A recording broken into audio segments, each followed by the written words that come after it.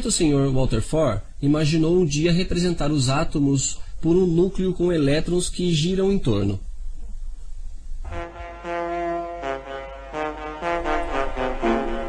Conforme o corpo em questão, isso vai de 1 a 92 elétrons, ou até mesmo mais. Algum tempo depois, o Sr. Bohr aperfeiçoa o modelo e diz que a circulação em torno do núcleo é muito regrada.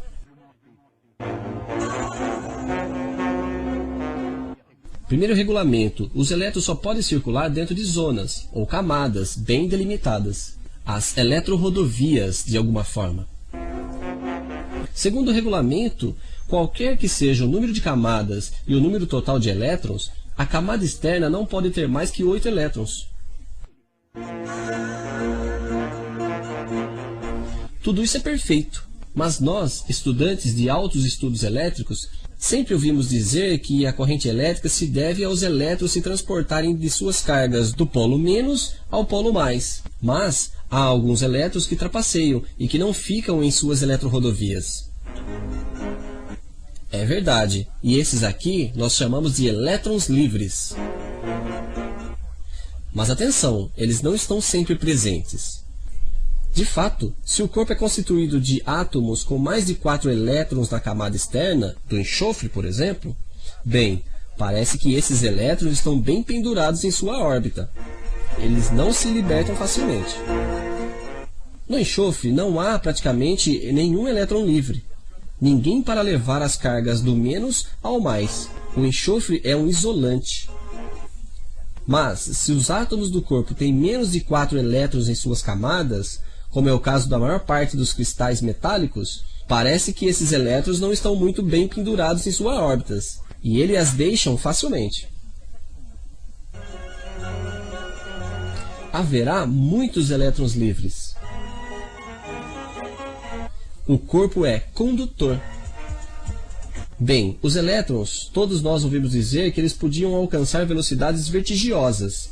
É verdade, quando não há nada no seu caminho, no vácuo, por exemplo. Mas enfim, não esqueçamos nosso núcleo de átomos e nossos outros elétrons. De modo que o trajeto de nosso bom elétron livre será parecido com esse aqui. E, primeira consequência, o gás aquecido do calor. Eles estão na origem do que chamamos de efeito Joule.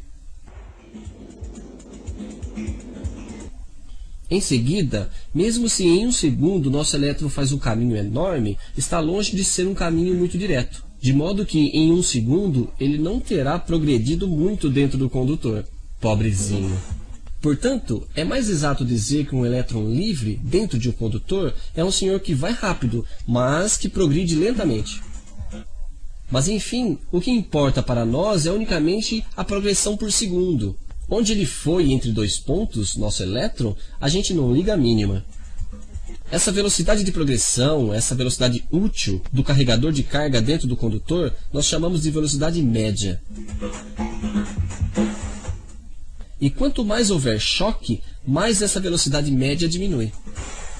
Isso é muito importante, pois em um dado condutor, supondo que se conheça o número de elétrons livres por unidade de volume e por outro lado se conheça a velocidade média de elétrons do condutor em questão, deduzimos a quantidade de elétrons livres que transita por segundo.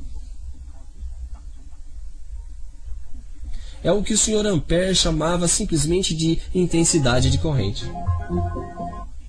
Deduzimos também o que o Sr. Ohm chamou a resistência, visto que a tensão igual a resistência e a intensidade estão ligadas. Dessa forma, para que um fio de comprimento e de seção tenha uma fraca resistência, de um lado é preciso que o metal que o constitui conte com vários elétrons livres por unidade de volume, mas de um outro lado é preciso que não haja choque demais.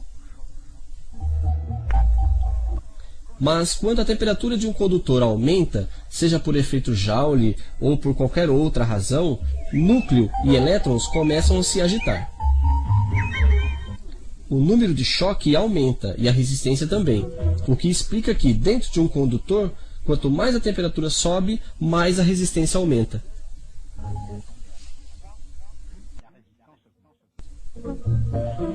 Assim, o comportamento dos elétrons explica a maior parte dos fenômenos elétricos. Pois então, justamente, o que acontece quando o átomo tem 4 elétrons exatamente em sua camada externa? Ele é um condutor? Ele é um isolante? Bem, corpos como silício e germânio, por exemplo, liberam elétrons, mas muito pouco.